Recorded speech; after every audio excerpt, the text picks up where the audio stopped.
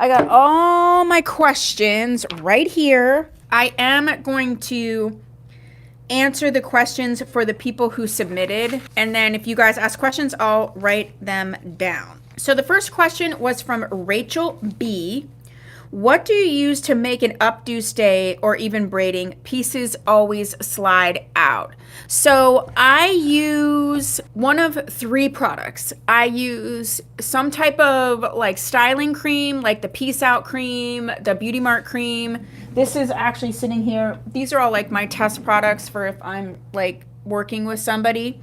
So I use this Beauty Mark shaping cream, the Jean Renault Peace Out cream, and the Beauty Balm by Envy. They're all basically the same product. I actually just did a video on this shaping cream. So this is really good, especially if you're like doing styling and braiding and you do have those little random pieces hanging out. This would be great. So I use this maybe to just prep it, like say you're going to do some braiding or a big updo, just kind of use the littlest bit and rub it all through there and do the updo. If I need a light hold, then I use the Tressalor Wig Wax along with this shaping cream, okay?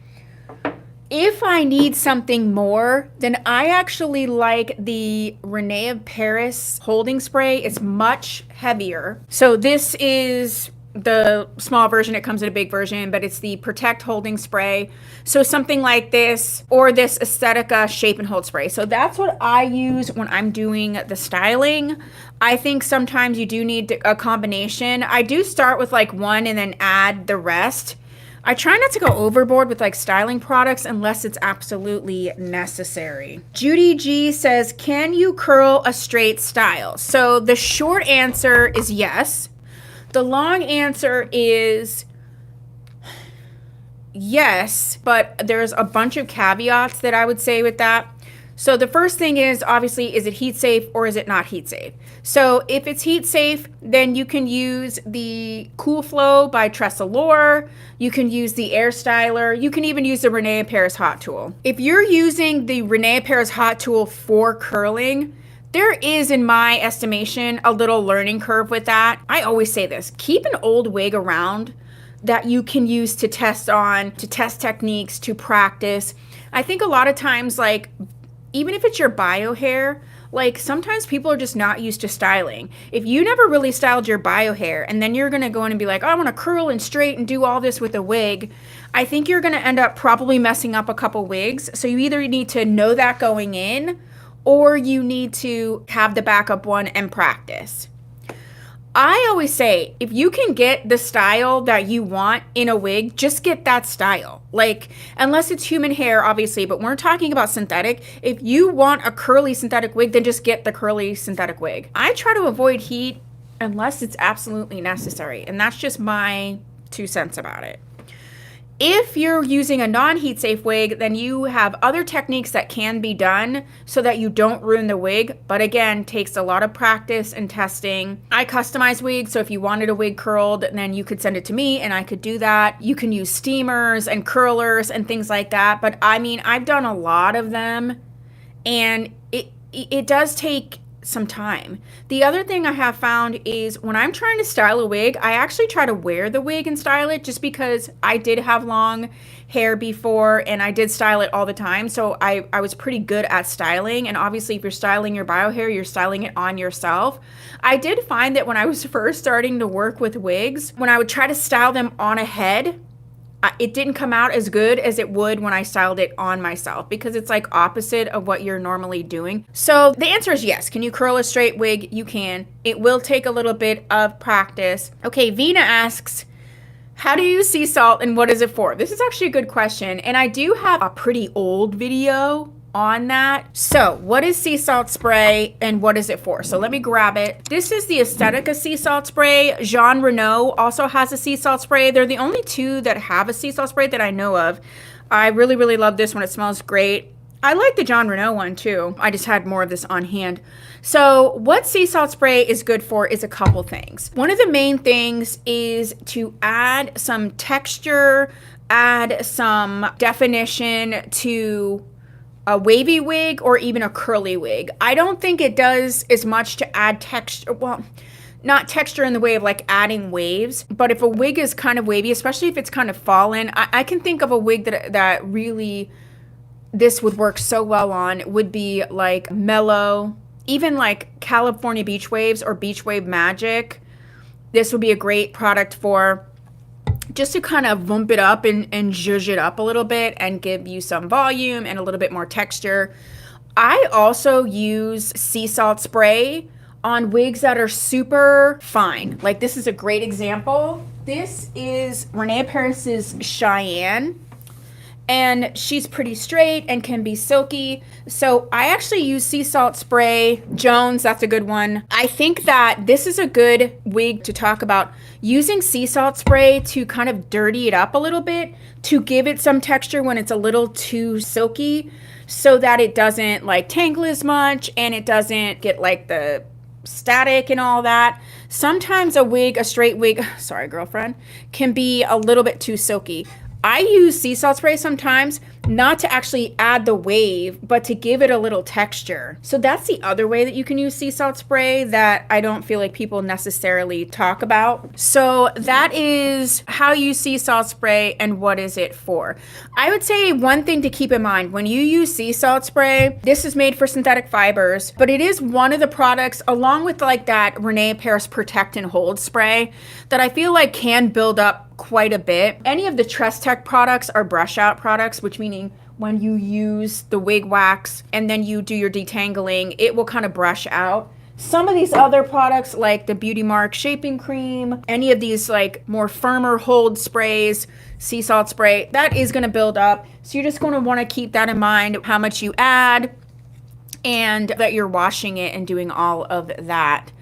Don W said, I was hairstyling challenged when I wear bio hair. Styling with a wig is plopping it on and combing it out a little. Done. That's the point. So, I mean, if you're going to get a wig, especially a synthetic wig, then, you know, you just need to get one that's curly or wavy, get one that's straight. You know what I mean? And then you're not really playing around, because though you can put heat on wigs, and you can, I feel like it should just be situational. Like maybe it was wavy and you just want it to be straight, so just flat iron it and then don't keep doing it. But when you're going to be going back and forth, you're going to shorten the length of your wig no matter what. And then the other thing is just like, you just can never put back what you've taken back. It's never going to look exactly the same. So say you even have Beach Wave Magic and you flat iron it. If you decide to put beach waves back into it, you can do it. It's just never going to look the same to me. I've heard multiple times that ammo dimethicone doesn't build up the way the other ones do. I don't know. I can't speak to that. I could look at the ingredients list. The ingredients list on this is even too small for my glasses, so I'd have to pull it up from the website. I just know that the Tress Allure products are brush out formulas, so maybe they have one thing and then the other ones don't. But these Tress Allure products are called brush out formulas. Obviously, it means it does or does not have a particular type of ingredient, but what that exact name is, I couldn't say that. I just know these are designed to be done that way. Some of the products you don't want to necessarily be brush out, like the shaping cream. You know, if you're using this as a light spray here and there, but if you want to do an updo and braids and all kind of pins, you don't want to be able to just easily brush it out. So you're going to want something that's going to stick to the fibers. Just go ahead and make sure that, you know, you're washing it appropriately if you do that. Vina also asks, how do you use the Silky sprays? Very lightly. So I have one here. This is the leave-in conditioner from Awesome, but I do have a Silky spray. So the Revitalize and Shine and the Renee Paris Revive Enhancement, those are reparative products. That's what they're made for. So it makes sense that they wouldn't be building up because they're trying to repair. So that does make sense. I have to tell you, when I first started wearing wigs, my biggest mistake I ever made was going ham on those Silky sprays, because it can go from, you know, dry to greasy like that. Like, I love the silk sprays, but I'm telling you, please, I actually at first don't spray it right onto the fibers. I spray the Silky sprays onto my fingers or even onto the comb and then try to work it through that way, because there are so many times, and if you're like old school on my channel, I used to do my wig reviews primarily 2 different times, either in the morning when I was getting ready for work. So literally after I was done with the video, I was going to work, or if I was getting ready to go out, you know what I mean? So do you know how many times I'd be filming a video and I was like trying different techniques or doing whatever, and I'd be like, oh, it's a little bit dry, and I would be like, psh, psh, and just go so far with the Silky spray because I just wasn't, you know, you learn and you experience and you get to know things. And I'd be like having to change my wig. I would do the review and then I'd literally have to change my wig and be late because I had put so much in there. Like, it can wash out and everything, but Silky sprays should be used if you feel like the wig is a little bit dry, or if it looks kind of dull in general and you want to kind of bring back a little luster. Again, please use it sparingly. Use it so sparingly. It is one of the products that can go from 0 to oops real quick. And there's no quick way to get it out. Okay, so that is kind of the how you use the Silky sprays. Dawn Y asks, what product can I use on the ends of my curls? Sometimes they look crunchy. So I'm gonna be a broken record here, especially with curls. The first one that I would use is water. Spray it all down, you know, detangle it, let it dry. The thing I see, not only in myself, but like that I see, is that when people get curly wigs, they want to play with it too much. And I had natural curly hair, even my bio hair. If I'm playing around with it, touching it too much, running my fingers through, it just ends up messing it up. If you want a truly curly wig, the less you touch it, the better. The less you play around with it, the better. And if you feel like you need to bring back the curl or do what have you, or the ends are kind of weird, again, start with the water. Those Silky sprays are really nice for that. But again, I would literally like spray it on my fingers and kind of just run through the tendrils like this and work the product in that way. I would not do a whole heck of a lot. The other thing you can do is you can do like use the conditioner, like the Renee Paris conditioner, and you can use those just on the ends. Or this, the dual leave-in conditioner. This is really great too. So you can spot treat with this. I love this. This is going to be nice for your crunchy ends, straight or curly.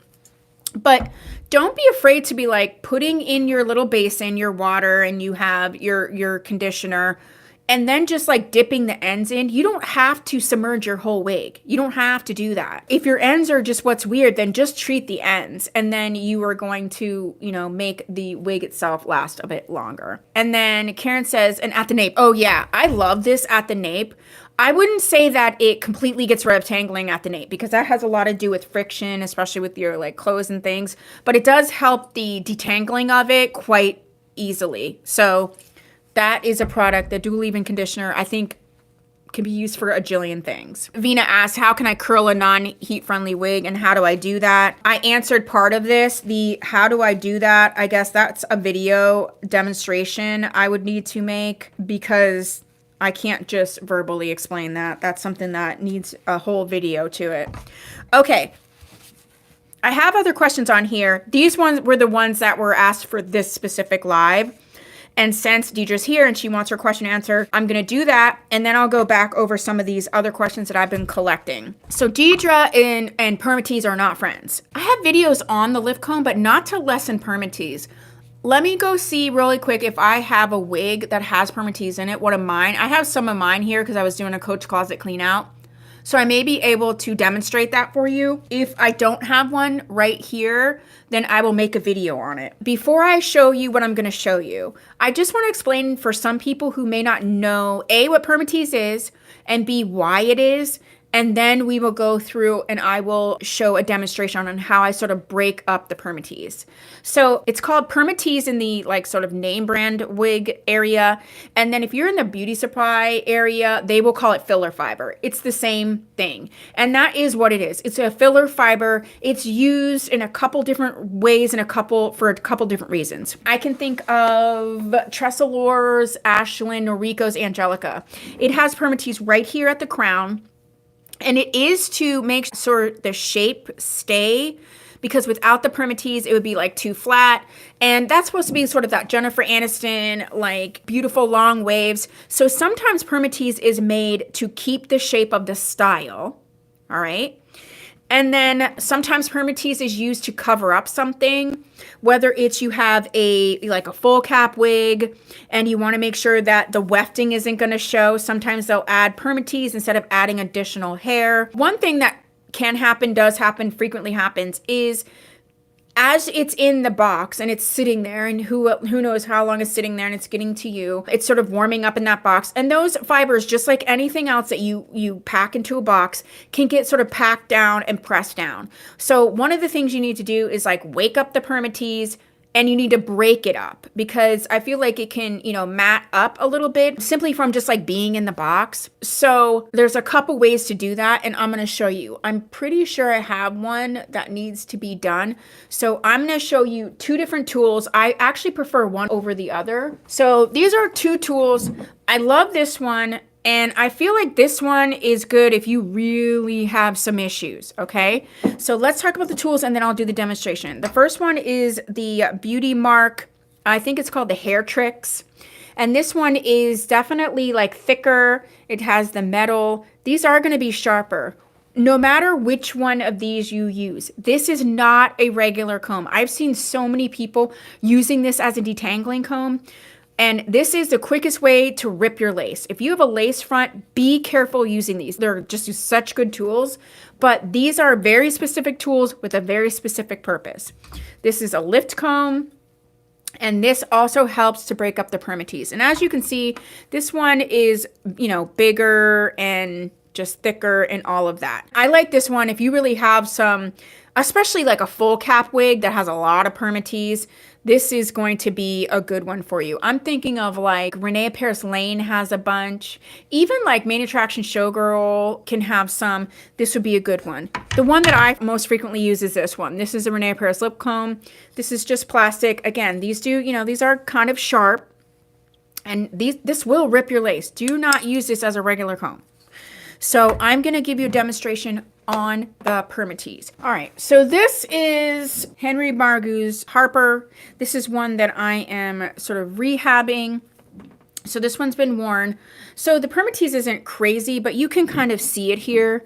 The Permatease right here. This cap construction is that wide lace front edge. And so Permatease almost always starts where there isn't lace. So in this area, it can also be right at the part. And then you can kind of see that here's the lace. And then you see here the Permatease starts right there, just beyond the lace. So the first thing that I do in order to make sure that we're going to break up this Permatease and make it lay as flat as possible is I start from the back, the furthest away from the lace. If it has lace, now if it doesn't have lace, you don't have to do this. If it has lace, I will actually put my thumb and finger here and sort of cover the lace. So the lace ends where my thumb is right now. So I hold it that way so that I can't accidentally scrape over the lace or the monofilament or anything. So that's how I'm going to grasp this wig in order to make sure, because listen, I have ADHD and I'm just doing things quick. And so I want to make sure I don't accidentally do it. So that's how I'm going to hold the wig. All right, I'm going to start at the back, and what I do is come down on this and sort of break this up. And I don't rake on through here. I actually work these down into the style, and we're going to work these all the way back. And I'm going to keep doing that over the entire section that has the Permatease. And I do this like wiggling motion to make sure I'm breaking up any fibers that might be like sticking together or what have you. Okay. So that's sort of the step one. If I feel like there's still so much that is sticking up or stuck together, then I'll do one of these where I kind of start from the top and work back. But I always start in the back and work forward first. And you can already see that is sort of smoothing out already, just doing that. Now that I've done that, I've kind of tangled it here. I'm gonna get my wide tooth comb, and you detangle from the bottom up. So I'm gonna go ahead and detangle it just so I don't make a bigger mess. I'm trying to get rid of Permatease and I'm not trying to add some stuff. And then I'm gonna shake it and kind of see what we're working with. So it definitely loosened it up quite a bit. And then this is my wig, so I'm going to go ahead and put it on without my little cap just to show you Yeah, you can see that this is, you know, it's already sort of laying down a little bit more. And then if I feel like, okay, that's good. One of the things that I feel like is wherever the wig is parted. So it wants to be parted this way. Avery's another one that I can think of, and Lane. When it like lays in the box and it's like parted a particular way, I like to kind of shift the part where the permatease is, because I do feel like it makes it look a little bit more natural. So again, I'm going to hold this at the lace because this one has lace. I'm going to move this, and I'm actually going to kind of shift the part. And I feel like to the left or the right, wherever the concentration of permatease is, it's like less matted usually, if that makes sense. So do you see, I like to kind of move the part a little bit, and then I feel like the permatease, it's helping the style as opposed to like fighting with the style. And I'll get my fingers right down in here and move this around, and you can kind of see what I mean. It's giving a, you know, more of a natural type of look. And this is just what I do for permatease without heat. This is a non-heat friendly wig. So say somebody like gives me a wig and they want me to fix the permatease and make it lay as flat as possible, or if I'm doing it for myself, I still use this lift comb to break stuff up. Even if I think I still, like I might need to use like steamer or something, I still break the permatease up before I steam it, because sometimes I feel like if you don't, you're kind of steaming in more of the matting. Is that making sense what I'm saying? I feel like you want to break it up no matter what. This would be a good wig to demonstrate, I think, putting curls back into a wig, because this used to have curls. This was like a wig that I used to like demo and do stuff with. So now, do you see how that's kind of changed how that looks? So then the next step would be, say I break it up, Deidre, and you want it to lay a little flatter, then I would do the steaming. If you want me to do a video on that, I have no problem doing it. I have a lot of videos on my channel where I'm using the steamer, but I used to just like film stuff and not do a lot of voiceovers or a lot of like, you know, direction. I'll do one where I actually am telling you what I'm doing as well. Cindy says, I need to thin the sides of some of my wigs, but I'm not sure how. Do you have a video on that? Yes, I do. And I think I just did a video on it, but I'm actually thinning a wig for a customer this week. So I can make sure that I concentrate and talk about thinning the sides. But I'm pretty sure I just put a video up. If I didn't just put it up, I will put it up this week because it's definitely filmed and edited. One of the big tips, just so you know, for like thinning that I use, and I don't often say it out loud, and I've been trying to say it more in the videos that I've been filming. Whenever someone has a wig for me to customize, I've been filming it now so that I can put it up on the channel for everybody. One of the things that I do when I thin a wig, but I don't talk about very much, is that I really avoid the full top layer of a wig when I thin it. Because when you thin a wig, if you thin a little bit too much, you can actually be creating short, you know, smaller fibers. You can actually be like adding in what permatease might do for a wig and not mean it. And then the other thing is I feel like if you thin too much on these top layers, you're really risking like the wefts showing. So when I thin a wig, I would take this whole top part, this whole top layer, and pull all this down, and I would clip all of this up at the top or out of the way, and I would start thinning from here down, just so that even if I go too much in the thinning, then I'm not risking the weft showing or like over thinning on the layers. And frankly, I feel like the top layers of the wig are usually like the prettiest, and you know, they, you know, have the most personality. So it's like I really concentrate more on the underside of the wig when I'm doing the thinning. How is best technique for just trimming the length, not a straight cut? I am not a licensed hairstylist. I have a technique that I use. It's something I made up. I don't know if it's the best or not, but I can kind of show you what I do. I often part the wig in the back so that it's like two equal sides. And I do this thing where I like twist it like this. And then I would cut the ends off like that. And then I might go up and do this on the bottom, and I find that it looks good for me.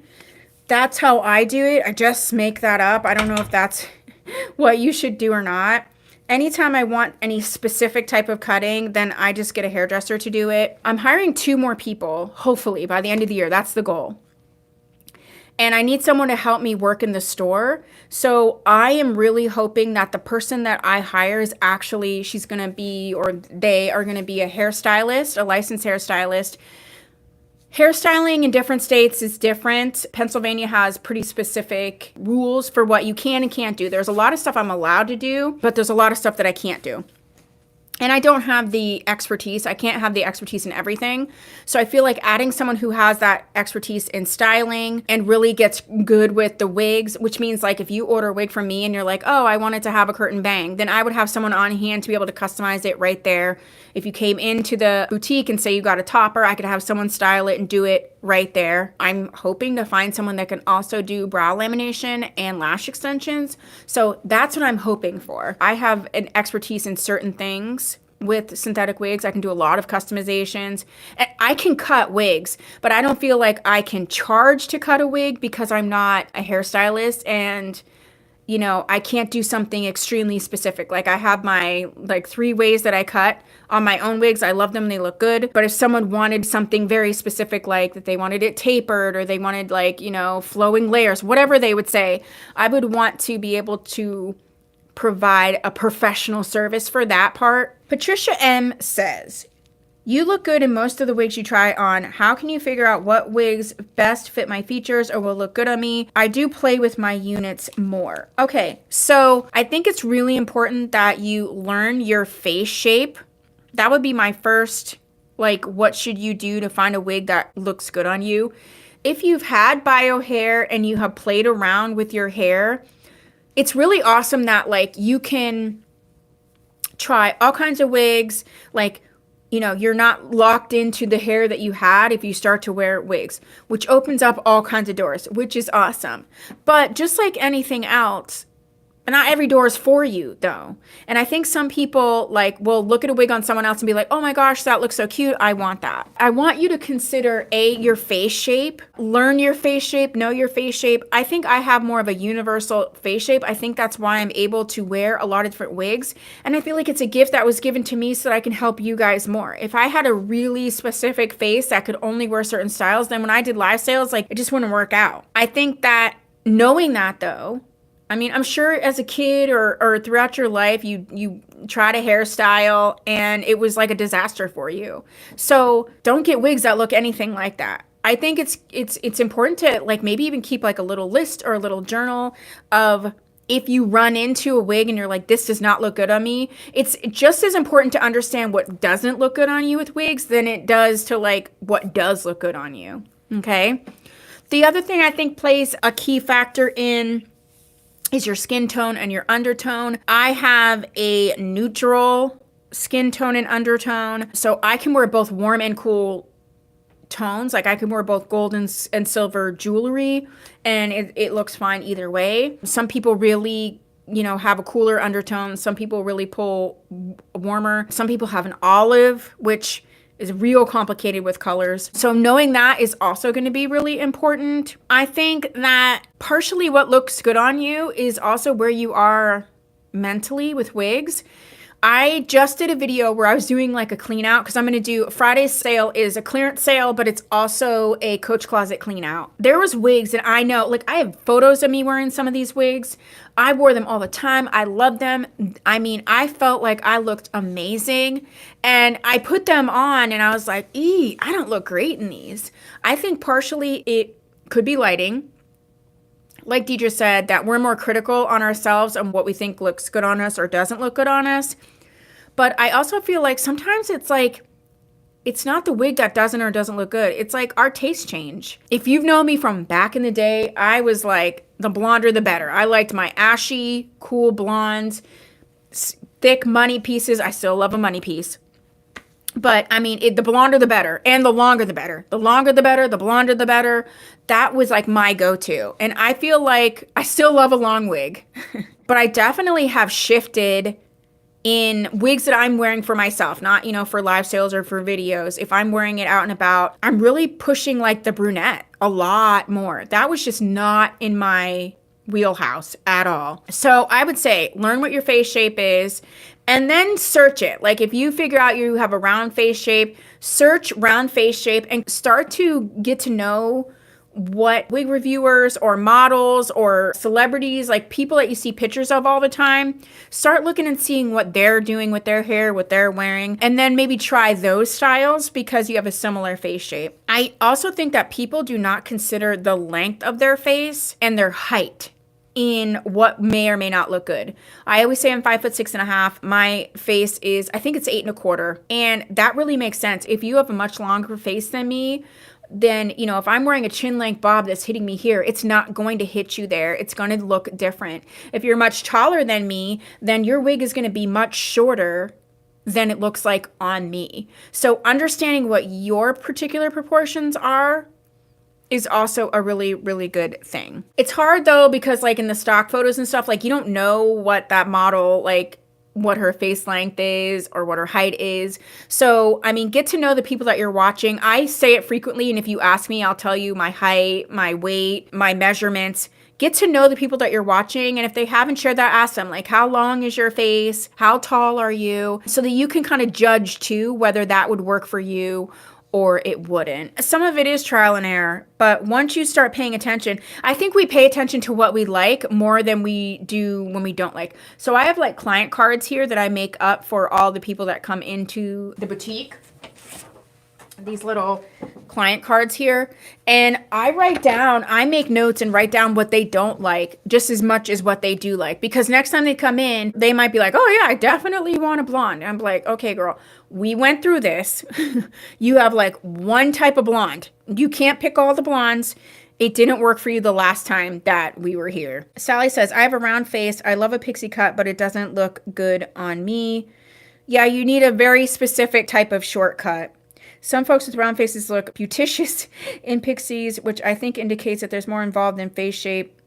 Other is proportion, features, color, etc. And the cut of the pixie. Don't quote me, but I think like an asymmetrical works a little bit better for a round face shape. I have notes on all of that, like the different face shapes and what kind of styles look good with what, but I'd have to like go look at it to make sure. It's funny because people love me wearing pixies. My partner's mom specifically, she loves me in short hair. She loves me in pixies. And I'm like, if I'm on my own time, if I have to choose a wig for an event, it's never been a short wig, except for this very last time that I went to that event with my partner. I wore Renee Paris's V, which is a pixie, but it's also asymmetrical, and it was really, really cute. That's the first time I have ever worn a short wig to any event ever. I always wear a long wig, and people love it on me, and I just don't. All right, so I've been doing this once a month, and I'm going to keep on doing it. So I'm scheduling all the lives and all the live sales for March, so you should see that in the next week or so. Okie dokie. Well, this was fun. I think next month I'm potentially doing this twice in a month instead of one time.